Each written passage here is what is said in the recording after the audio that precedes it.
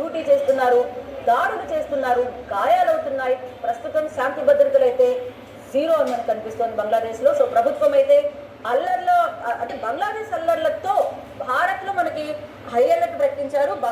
భారత్ సరిహద్దుల్లో రాకపోకల్ని పూర్తిగా నిలిపేసింది army. Situation బాగోలేదు. ఒకవేళ అలాంటి ఏమైనా ప్లాన్స్ ఉన్నా కూడా మీరు మానుకోండి. ప్రస్తుతం సిచ్యువేషన్ అయితే అసలు ఏమాత్రం బాగోలేదు. సో పరిణామాలన్నీ కూడా మొత్తం ప్రపంచం అంతా నిశ్చితంగా గమనిస్తోంది.